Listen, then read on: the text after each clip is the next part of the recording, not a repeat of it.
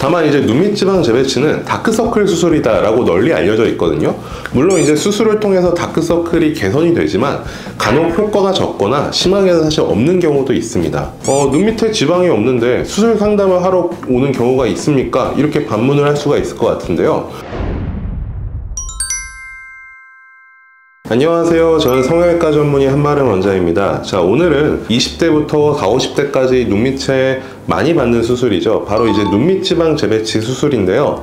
내 눈밑의 상태가 어떠냐에 따라서 효과가 아예 없을 수도 있고 굉장히 좋은 효과를 볼 수도 있습니다. 자, 오늘은 어떠한 경우에 눈밑 지방 재배치 수술이 효과가 없는지에 대해서 이야기를 해보도록 하겠습니다. 자, 눈밑 지방 재배치는 눈밑을 동안 그리고 어리고 건강한 상태로 돌려주는 수술인데요. 이제 건강하고 예뻐 보이는 눈밑이라는 게 뭐냐면 다크서클이 거의 없거나 거의 눈에 띄지 않고 애교살이 돋보이고 눈밑은 살짝 들어가 있고 그 다음에 눈물꼬랑이나 인디언 주름 같은 굴곡 없이 앞볼이 살짝 이렇게 볼록하게 튀어나와 있는 상태라고 보면 되거든요. 나이가 들면 들어가 있어야 될 눈밑 지방은 튀어나오고 앞볼은 볼륨감이 없이 이렇게 축 처지면서 이제 평평해지거나 혹은 이제 주름이 이렇게 드러나게 생기는 현상을 눈밑 지방 재배치 수술로 해결할 수 있다, 이렇게 보시면 되겠는데요. 다만 이제 눈밑 지방 재배치는 다크서클 수술이다 라고 널리 알려져 있거든요.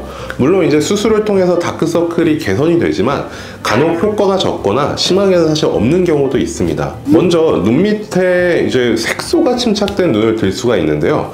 다크서클이 생기는 원인은 엄청 다양한데 그 중에 이제 눈 밑에 피부 자체의 색과 톤이 굉장히 어두워지는 경우들이 있거든요. 보통 이런 경우는 어떤 때 생기냐면 어렸을 때부터 좀 알러지성 비염을 앓거나 혹은 충농증, 아토피 같은 질환으로 좀 고생했을 경우에는 그 영향이 계속적으로 이제 이루어지면서 눈 밑에 피부가 조금 검붉게 변하는 경우들이 있어요. 이런 경우에서도 이제 눈 밑에 지방이 튀어나왔다든지 주름들이 선명하게 눈에 보인다든지 이런 것들 때문에 다크서클이 더 눈에 띄는 상황이 되면 이제 수술로 인해서 개선이 될 수 있거든요. 이제 말 그대로 근데 피부톤 자체가 어두워진 다크서클이라면 수술로 개선은 한정적일 수 있다고 말씀을 드릴 수 있을 것 같습니다. 두 번째로는 중안면부가 좀 함몰이 된 경우를 들 수가 있겠는데요. 중안면부는 어디냐면 이제 앞볼이에요.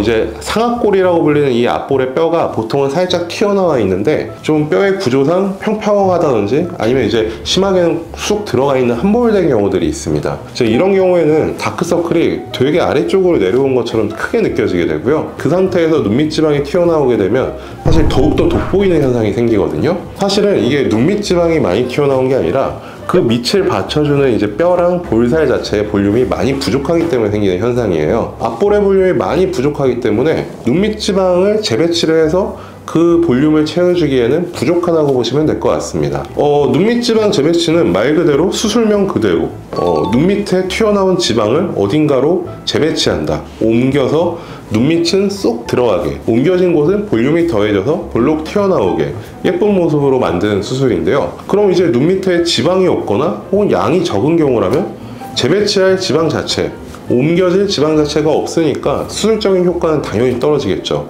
눈 밑에 지방이 없는데 수술 상담을 하러 오는 경우가 있습니까? 이렇게 반문을 할 수가 있을 것 같은데요. 아까 말씀드렸던 중안면부가 함몰돼서 지방량이 많지 않더라도 상대적으로 튀어나와 보이는 경우가 있고요. 안구가 사실 돌출된 경우에도 상대적인 높이 차이로 인해서 눈밑 지방이 오히려 많아 보이고 앞볼은 눌려 있어 보여서 다크서클이 굉장히 도드라져 보이고 주름들이 보이는 경우들이 있거든요. 그래서 이제 중안면부가 함몰된 경우에는 사실 가장 도움이 되는 수술 방법은 지방 이식으로 해결을 하는 거예요. 내가 몸매가 S라인이 아니고 이렇게 통짜다, 나 뱃살이 많아서 그런가 보다 라고 생각을 했는데 알고 보니 뱃살은 없는데 골반이 빈약하고 가슴 볼륨이 없어서 배가 이제 도드라지는 경우인 거죠. 특히나 이제 중안면부가 드러난 경우에는 앞볼이라든지 눈물꼬랑 주변에 지방 이식을 좀 해주거나 애교 필러를 통해서 애교살을 조금만 더 키워주게 되면 꼭 지방 재배치를 하지 않아도 눈밑이 건강해지고 예뻐 보이게 만들 수 있다는 점을 말씀을 드리고요. 아까 말씀드렸던 이제 색소 침착의 경우에도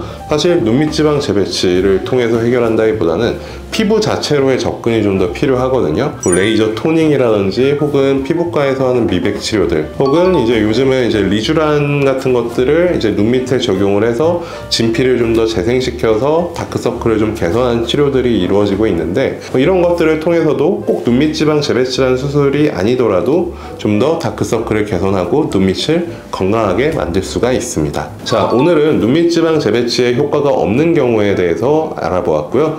혹시라도 궁금한 점이 있으시다면 댓글로 남겨주시면 제가 직접 답을 달아드리도록 하겠습니다. 지금까지 한마름 원장이었습니다. 고맙습니다.